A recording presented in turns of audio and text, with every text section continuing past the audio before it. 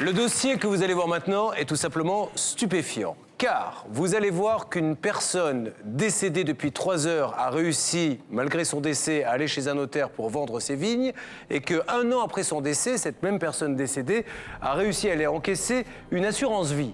Et au-delà de ça, vous verrez également ce que c'est qu'un faux testament. Bref, dossier passionnant qui démarre maintenant sur l'antenne de TF1 dans l'émission Sans aucun doute. N'hésitez pas, si vous vivez une situation similaire, à nous contacter tout de suite au 0826 107 109.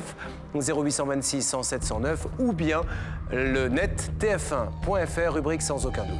Accueillons pour ce dossier Christiane, Alain et Robert. Christiane, accompagnée de son beau-frère et de son mari, se demande où a bien pu passer l'argent de sa cousine décédée. Les gendarmes nous ont dit que c'est vous qui avez l'argent. On n'a pas touché à ça. Christiane et Daniel, sa sœur, devaient hériter de leur cousine Arlette. En jeu, des maisons, de la vigne et une importante somme d'argent. Mais quelqu'un se serait servi au passage. C'est qui a reçu l'argent? Moi, ce qu'on m'a dit, c'est qu'ils l'ont reçu. Les deux sœurs, nos témoins ce soir, pensent être les victimes d'un détournement d'héritage plutôt ingénieux. Là, on risque gros, monsieur. S'il y a quelqu'un qui a imité la signature, autant se le dire entre nous tranquillement pour arranger la chose. Nous rendrons visite au notaire qui a administré la succession. Nous lui demanderons où est passé l'argent. Quel rôle vous avez joué dans cette affaire? Alors, je crois que là, si on part comme ça, c'est même pas la peine de discuter. Si, il faut discuter. Nous irons voir ceux qui ont peut-être indûment touché la somme. Qu'est-ce que vous avez fait de l'argent que vous avez pris? C'est pas nous. Nous demanderons pourquoi la cousine Arlette, 1 an après sa mort, était encore capable de signer la vente de la vigne. Madame, je ne suis pas habilitée à vous répondre sur quoi que ce soit. Une étrange affaire pour Sans aucun doute, qui démarre tout de suite. Bonsoir Christiane. Bonsoir Alain. Bonsoir. Robert est avec nous, présent dans le public. Nous lui donnerons la parole tout à l'heure. Nous allons voir ce reportage qu'il faut vraiment regarder attentivement. Parce que vous comprenez bien qu'au vu de ce que je vous ai dit il y a quelques instants, l'affaire est compliquée, mais elle est quand même très bizarre, cette affaire. Qu'attendez-vous de cette émission, madame? Mais moi, j'ai fait la promesse à mon père de m'occuper de cette affaire et que la justice soit rendue et que la vérité éclate. Parce que bon... il y a beaucoup de choses qui sont vraiment aberrantes dans cette affaire, quoi. Vous avez l'impression d'être au cœur d'un film, d'un scénario, quand on voit tous ces papiers quand même pour le moins bizarres, comme je le disais il y a quelques instants? Oui, tout à fait. C'est-à-dire que... ma cousine décède, puis bon, le jour même, elle fait un acte de vente. 1 an après, elle signe pour une assurance vie. Enfin bon, ce sont des choses qui sont... on sent, enfin, puis en plus, il y a quand même quelque chose qui est très important, c'est la détresse qu'il y a eu chez cette personne, enfin chez ma cousine. Alors, nous allons voir le reportage dans une seconde, mais il y a une notion de détresse chez votre cousine? Oui, parce que nous avons... Enfin, après plusieurs années, moi j'ai retrouvé un papier où elle dit que dans sa situation financière, matérielle, qu'est-ce qu'elle doit faire, voir une assistance sociale, elle demande un découvert à la banque, puis c'est une personne qui avait beaucoup d'argent, enfin qui avait de l'argent, et donc c'est une personne qui a été spoliée complètement, quoi, par des étrangers à la famille. Où est passé l'argent? Comment une personne décédée peut-elle signer un acte de vente en présence d'un notaire? Comment une personne décédée peut-elle aller récupérer l'argent d'une assurance vie? Pourquoi a-t-on laissé passer un faux testament? Autant de questions auxquelles nous allons essayer de répondre par ce reportage et par les coups de fil et duplex que nous allons organiser dans quelques instants. Voici l'enquête, elle est signée Sophie Rabillet pour Sans aucun doute. Voici une histoire à dormir debout, l'histoire d'une succession des plus suspectes. Et comme dans un bon polar, tous les ingrédients sont réunis. De faux héritiers. Le faux testament, qui c'est qui l'a fait? Un notaire indélicat. Elle est morte le matin et vous la faites signer le soir? Un fantôme près de ses sous. Et elle a peut-être ressuscité 1 an après. Elle est revenue pour encaisser son assurance vie. Un détournement d'argent. Les gendarmes nous ont dit que c'est vous qui avez l'argent. On n'a pas touché à ça. Rien dans toute cette histoire n'a été respecté. Daniel et Christiane Albert, les véritables héritières de cette succession, en ont fait les frais. Il y a 10 ans, bien malgré elles, ces deux sœurs se voient plongées dans une sordide affaire. Voici le théâtre des opérations, un paisible village du Sud. Paisible en apparence seulement, car il se passe ici des choses des plus étranges. Tout commence le 22 novembre 1996. Il est encore très tôt ce jour-là lorsqu'on retrouve le corps sans vie de cousine Arlette. Célibataire endurcie de 61 ans, elle n'a pas eu d'enfant. Fait rarissime, sa mère devient donc son héritière. Mais cette dernière s'éteint à peine 20 jours plus tard, laissant comme héritier son demi-frère pour un quart et pour 3/4 son frère de sang, le père de nos témoins Christiane et Daniel. La mort frappe encore une fois, leur père décède à son tour en décembre 97. En toute logique, les sœurs Albert deviennent donc aux 3/4 les héritières légales de leur tante. En toute logique seulement, car vous allez voir que rien dans cette succession ne va se passer normalement. Le notaire nous convoque et là, il nous dit, écoutez, votre tante a fait un testament. Donc, il nous remet un papier où on se rend compte que l'écriture, c'est pas notre tante, ça n'a pas été signé, c'est pas possible que ce soit elle qui écrit ça, et on le lui dit. Premier fait pour le moins troublant, les sœurs Albert ne reconnaissent pas l'écriture de leur tante, et le contenu de ce prétendu testament les perturbe tout autant. Sur le testament, il est marqué que si ma cousine décède en premier, c'est bizarre, hein, et elle laisse comme légataire universel notre oncle et les métayers. Déshérités au profit de leur oncle et plus étrange encore, au profit du couple de métayers entretenant les terres de la famille. Les sœurs Albert n'en reviennent pas, elles flairent le coup monté. Et on dépose plainte en disant que bon, ce testament, il est faux, à qui revient vraiment l'héritage, quoi. Hein. Les sœurs Albert souhaitent que le testament soit invalidé. Le 12 octobre 99, elles assignent leur oncle et les métayers et demandent une expertise graphrologique. Le bénéfice du doute leur est accordé. En date du 20 novembre 2000, un premier jugement ordonne l'expertise. 7 mois plus tard, le rapport est rendu et ses conclusions sont sans équivoque. Et l'expertise reconnaît que ce n'est pas notre tante qui a écrit. Et à ce moment-là, le jugement tombe en disant que le testament est faux, que c'est vraiment une magouille et que nous sommes héritières en totalité, ma sœur et moi, en excluant notre oncle et les métayers. Faux testament, voilà qui est confirmé par ce jugement daté du 7 octobre 2002. Après 7 ans de procédure, Christiane et Daniel deviennent cette fois les héritières uniques de leur tante. Pourtant, selon les sœurs Albert, le notaire traînerait des pieds pour liquider la succession. On relance le notaire en lui disant que maintenant, il faudrait qu'on commence la succession. Pas de nouvelles.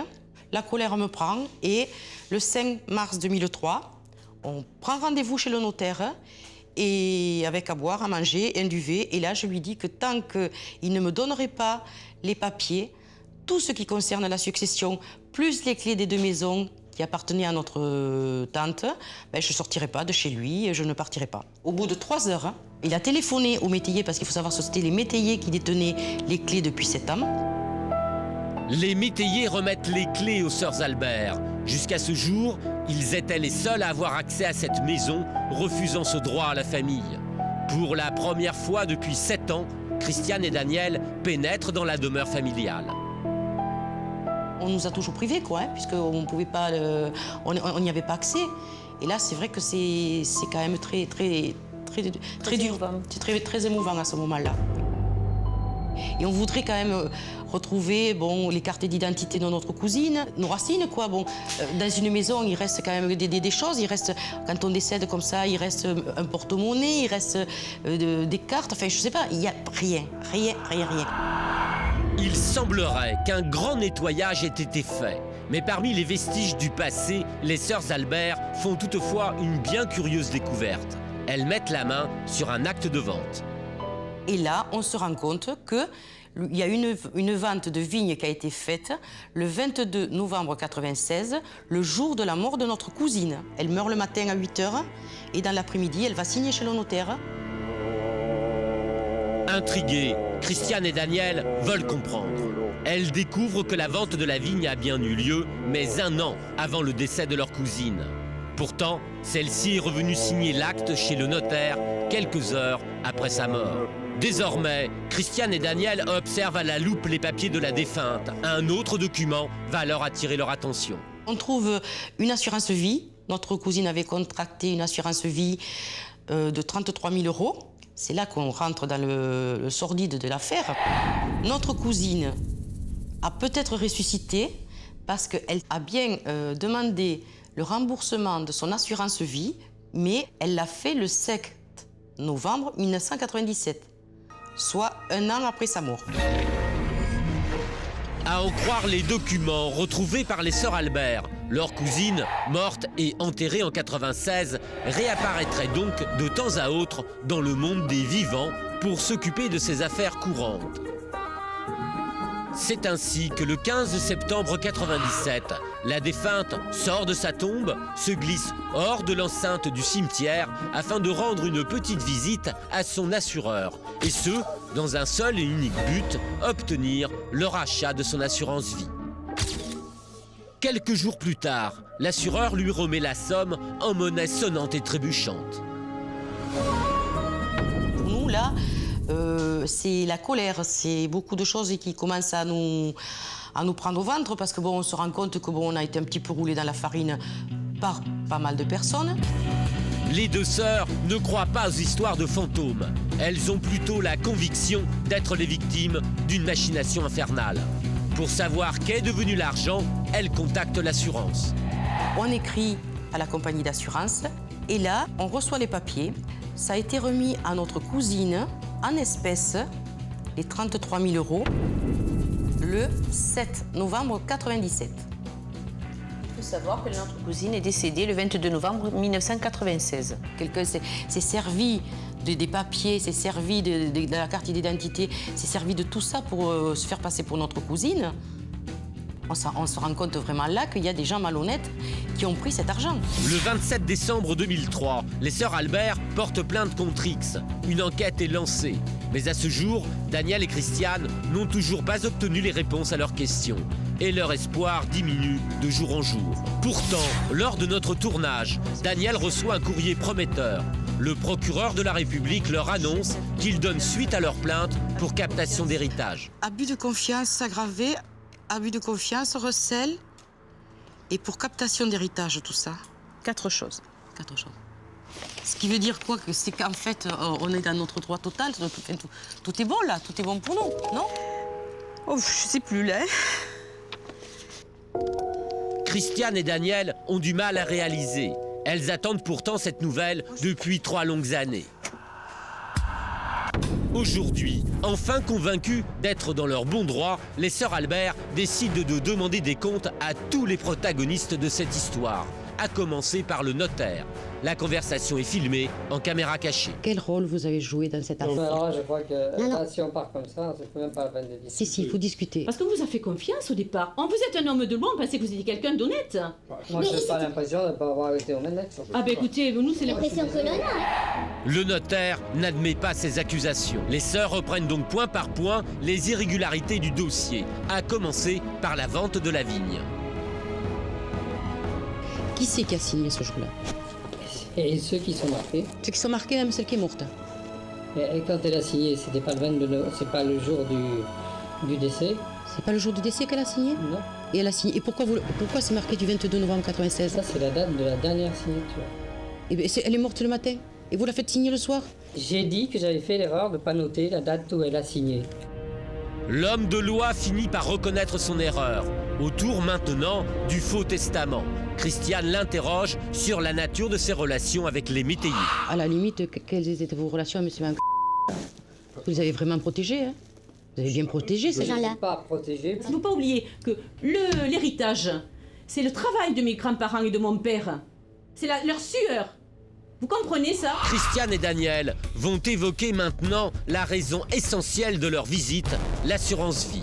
Elle semble croire que le notaire est également impliqué dans cette affaire. Et pourquoi vous avez demandé à l'assureur de donner 240 000 francs en espèces 1 an après à Madame Poussine? Elle était morte depuis 1 an. L'homme de loi ne veut pas répondre. Christiane n'a d'ailleurs pas eu plus d'informations du côté de l'assurance. L'homme que vous allez entendre est l'inspecteur ayant remis l'argent de l'assurance vie au fantôme de leur cousine. Quand vous avez donné l'argent à cette femme, vous n'avez pas fait de vérification, vous n'avez pas demandé les papiers d'identité, vous n'avez rien fait? Madame, je ne suis pas habilitée à vous répondre sur quoi que ce soit. Personne ne semble se souvenir de rien. Pourtant, de retour chez le notaire, ce dernier va leur faire une confession des plus intéressantes. C'est qui a reçu l'argent? Moi, ce qu'on m'a dit, c'est qu'ils l'ont reçu. Sans l'ombre d'une hésitation, le notaire vient d'accuser les métayers. Selon lui, il détiendrait l'argent de l'assurance vie. Pour en avoir le cœur net, Christiane et Daniel se rendent à leur domicile équipés d'une caméra cachée. Excédées, elles attaquent bille en tête. Qu'est-ce que vous avez fait de l'argent que vous avez pris? C'est pas nous. Qui c'est qui a pris l'argent alors? L'argent, il a pris le notaire. Et le notaire vient de nous dire que c'est vous qui aviez l'argent. Mais qui c'est qui ment dans tout ça? Qui c'est qui ment? Nous, cet argent, on l'a pas touché de rien. Vous l'avez dit à la gendarmerie que c'était vous qui l'aviez sur un compte. Oui, je crois. Voilà, maintenant. Alors, il est lié ou lié à l'assurance. À l'assurance, alors. Et maintenant, peut-être, il est à notre nom. Je vous dis pas quel nom. Ce contrat, on l'a fait à notre nom. Voilà. Mais l'argent, il est là. Il est là-bas, je n'ai pas sorti. Cet argent, il a été transféré sur un compte à votre nom. Mais c'est là-bas. On n'a pas touché un centime. Pour les choses. Il leur a fallu 20 bonnes minutes aux métayers pour retrouver la mémoire. Dans un sursaut de générosité, le couple fait à Christiane et Daniel une dernière proposition. Si vous êtes gentil, on peut partager. Incroyable! Sous la pression, les métayers passent enfin aux aveux et reconnaissent l'impensable. Ils détiennent en fait l'argent de l'assurance vie, et cela depuis près de 10 ans. Christiane et Daniel sont écœurés. Cette fois, c'est sûr, les deux sœurs sont clairement déterminées à faire toute la lumière sur cette sombre affaire. Mais plus encore, à rendre justice à leur cousine et à leur tante. Ces personnes-là les ont grugées. Tout ça, c'est surtout la volonté de prendre l'argent à des personnes qui étaient faibles. Leur mémoire a été bafouée. L'année 2007 démarre très fort. Enquête signée Sophie Herbillet, nous avons eu quelques affaires d'héritage croustillantes, mais avouez que celle-ci ne sera pas loin du podium à l'arrivée. Questions qui vont se poser durant les minutes qui suivent à travers nos coups de fil et nos duplex. Pourquoi le notaire a-t-il antidaté la vente de la vigne ? Pourquoi et est-ce que, plutôt, le notaire a vraiment lui-même demandé à ce qu'on libère les sous de l'assurance vie, sachant que la personne était morte? Qui a touché vraiment l'argent de l'assurance vie? Il semblerait que les métayers semblent le reconnaître. Et surtout, pourquoi l'assurance a donné l'argent sans vérifier à qui elle le donnait en liquide apparemment, alors que la personne était décédée? Ça fait beaucoup d'éléments sur lesquels nos journalistes vont nous donner, je l'espère, des réponses dans quelques instants. C'est vrai que, pour vous, le mot machination convient à tout ce que l'on vient de voir? Tout à fait, oui. Monsieur, quel est votre... Alors, nous ne portons aucun jugement pour l'instant, nous observons, nous essayons de comprendre, mais votre position par rapport au notaire? Ben moi, par rapport au notaire, je pense que ce qui me choque énormément, c'est qu'on puisse commettre autant de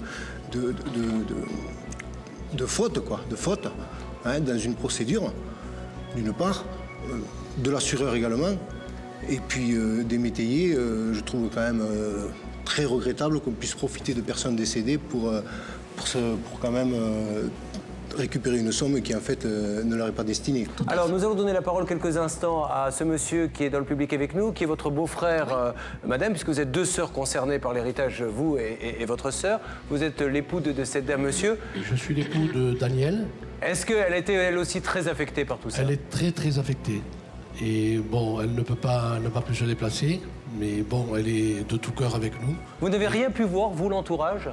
L'entourage n'a rien vu. Alors, avant de demander des explications au notaire, avant de demander des explications aux métayers, à l'assurance d'organiser des duplex, car il faut maintenant que la vérité éclate, Maître Michel, il y a une assurance vie, la personne décède, et puis quelqu'un vient chercher l'argent et on lui remet comme ça des fonds sans même savoir, en pensant que c'est la personne qui a ouvert le compte, sans même savoir qu'elle est décédée. Ça paraît hallucinant. Oui, parce que ce qui est étonnant, c'est que ce n'est pas une assurance vie qui serait payée par erreur à un faux héritier. Il faut bien que nos téléspectateurs comprennent. C'est la défunte qui est censée avoir racheté son assurance vie, c'est-à-dire repris le capital. Or, l'assureur ne peut pas ignorer qui est son client. doit vérifier bien entendu que c'est à lui que c'est remis, doit s'interroger sur le fait que c'est une remise en espèces et être d'autant plus vigilant. Donc on peut se demander, au-delà de toutes les procédures qui sont ouvertes actuellement, si l'assureur n'a pas une responsabilité, ne doit pas payer une deuxième fois, parce que la première fois, il a payé à n'importe qui. Voilà toutes les réponses que nous allons essayer. Oui, madame. Quelque chose ? Allez-y. Je peux vous dire quand même que sur cette assurance vie, ce sont des bons.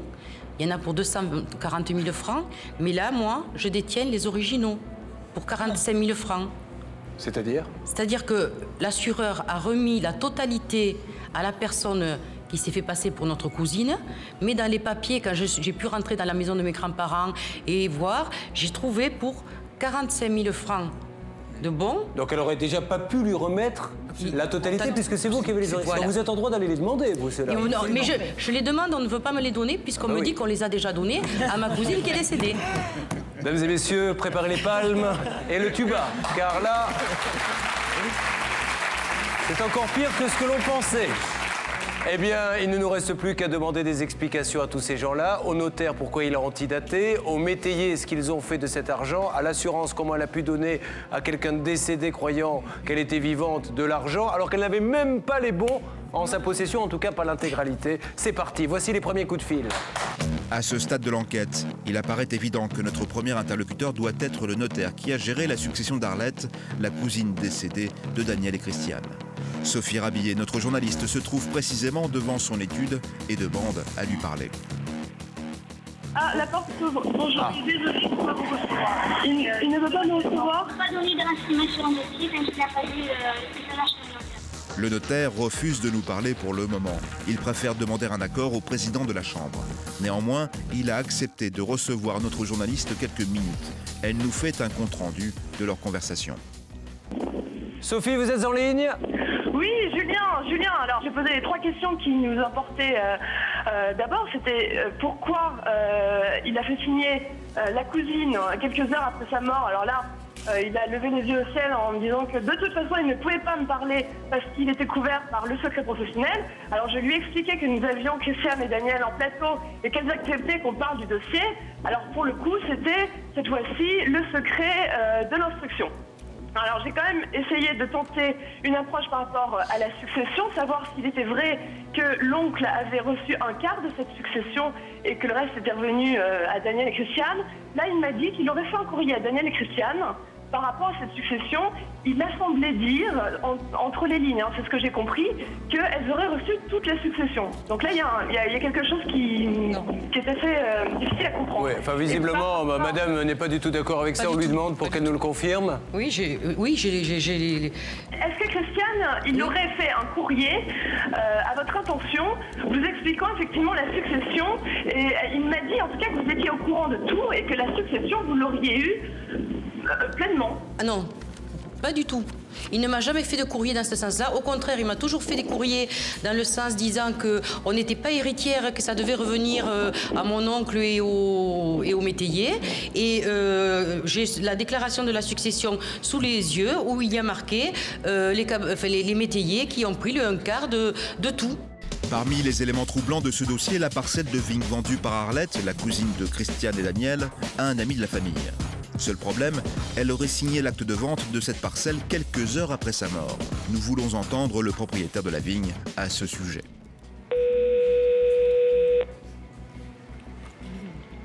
Allô ? Bonjour monsieur, je suis Julien Courbet de l'émission Sans aucun doute sur TF1.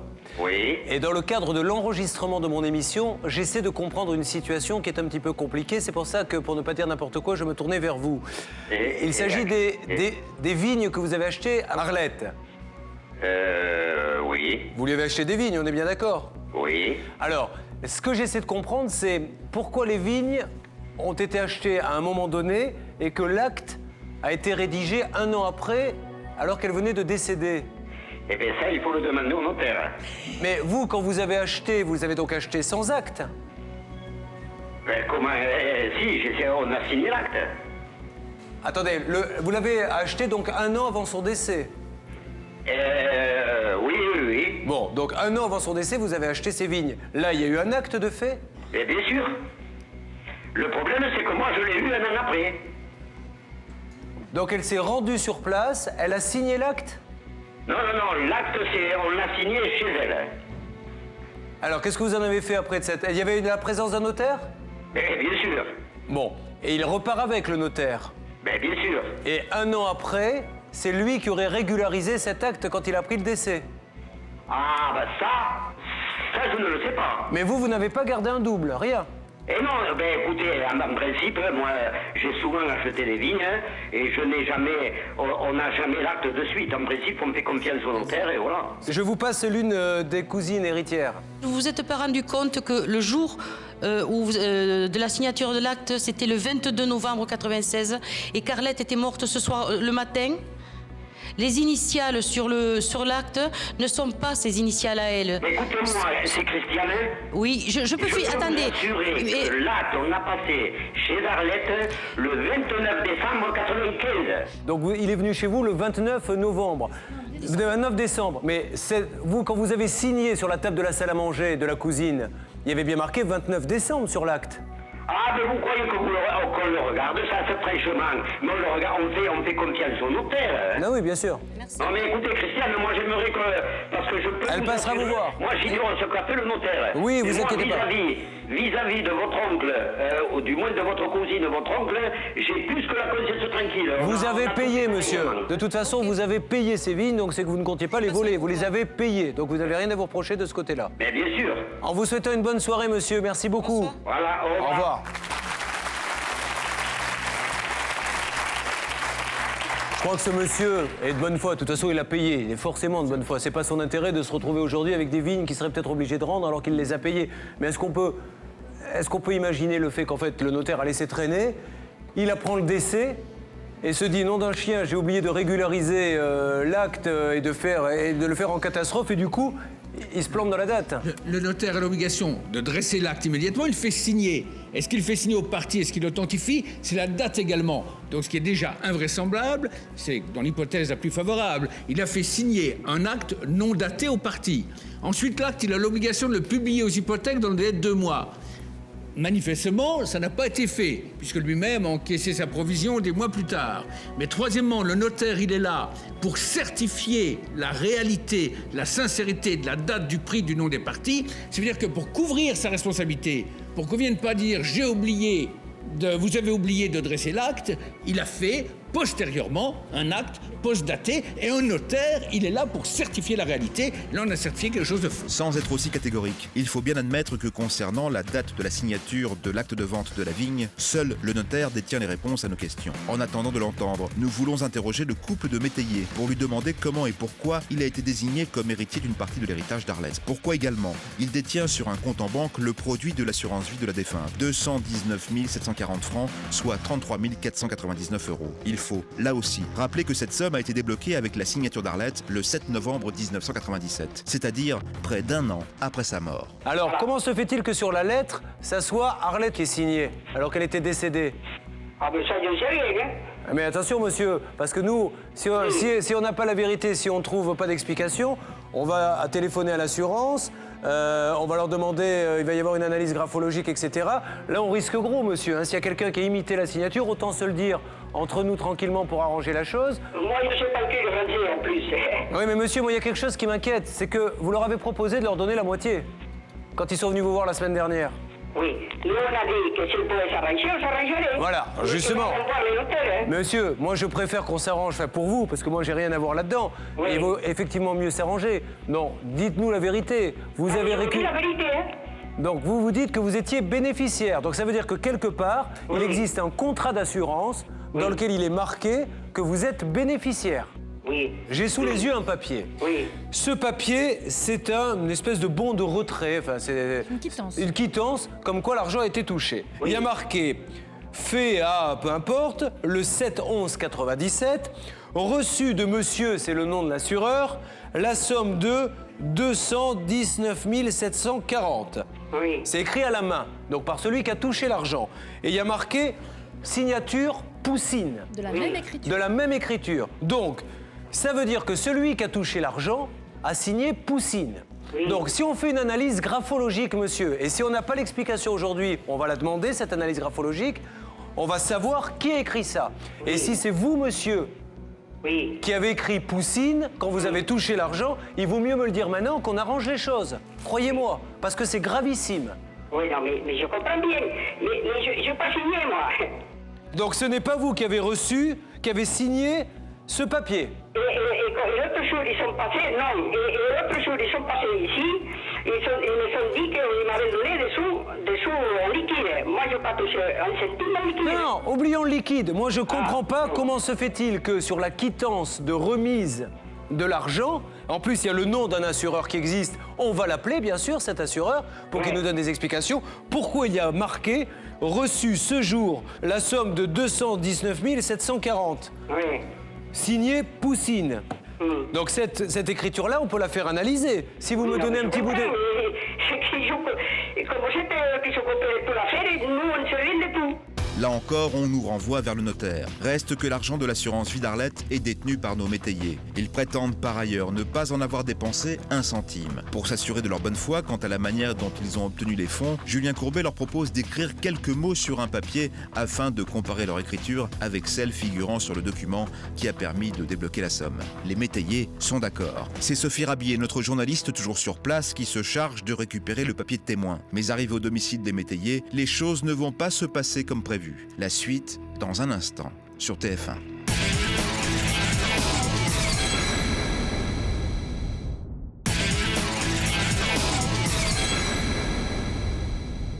Il y a quelques instants, notre journaliste se rendait au domicile du couple de métayers pour obtenir un document écrit. C'est ce qui était convenu. Mais sur place, les événements ont pris une autre tournure. Voici la suite de Sans aucun doute. Sophie, donc vous êtes sortie de chez ces gens, vous avez eu une discussion avec eux, comment ça s'est passé? Alors comme je l'avais pressenti, le fils est arrivé au moment où on a arrêté de parler ensemble et effectivement les parents étaient tout prêts à faire ce papier que vous leur avez demandé, c'est-à-dire écrire un petit bout de papier pour qu'il y ait expertise graphologique derrière. Et le fils s'est interposé et a refusé que les parents fassent ce papier en soulignant que l'instruction était en cours et que maintenant tout ça allait passer devant la justice. Donc pour les métayers, ce qui est certain, en tout cas ce qu'ils disent, c'est qu'ils n'ont pas l'argent. Par contre, ils ont un contrat à leur nom. Et ce qu'ils m'ont dit pour terminer la conversation, c'est qu'ils souhaitaient aujourd'hui, en tout cas si Daniel et Christiane le désiraient, partager. Alors je leur ai demandé ce qu'ils signifiaient par partager. Ils m'ont dit qu'ils acceptaient de donner aux 3 quarts à Daniel et Christiane, aux 3 quarts de l'assurance, si vous voulez. Le 3 quarts de l'assurance à Daniel et Christiane. D'accord. Alors, on va tout de suite se tourner vers les principaux intéressés. Voilà, qu'est-ce que vous pensez de cette proposition? Oui, on accepte d'avoir les 3 quarts que nous propose monsieur et madame. Mais ce n'est pas qu'une affaire d'argent, donc je veux dire, on continuera au pénal, on continuera la plainte qui a été déposée, parce qu'on veut savoir qui c'est qui a signé qui c'est qui a fait le faux testament, qui c'est qui a signé à la place de ma cousine, enfin, tout continue normalement au pénal. Ça. Et nous-mêmes, nous sommes en train de tout faire pour aller à la rencontre de cet assureur afin qu'il nous dise qui, oui ou non, a signé ce papier. Parce que c'est là où l'on saura exactement, on connaîtra vraiment la vérité. D'accord? On continue à avancer comme ça? Okay. On continue. Bon, vous êtes confiant? Oui. Vous en avez marre surtout? Oui, ça fait 11 ans. 11 ans que vous vous battez? 11 ans. Bon, en tout cas, là, d'ici là, on règle ce problème d'argent et nous avons l'assureur. Je vous fais revenir et je vous dis ce qu'il nous a dit concernant ces lignes, d'accord? Passez une bonne soirée, merci à vous. Merci beaucoup. Depuis notre enregistrement, nous avons eu un responsable au sein de la compagnie qui gérait l'assurance vie d'Arlette. Devant la situation de Christiane et Daniel, il a promis d'enquêter de très près quant aux conditions dans lesquelles l'argent a été touché.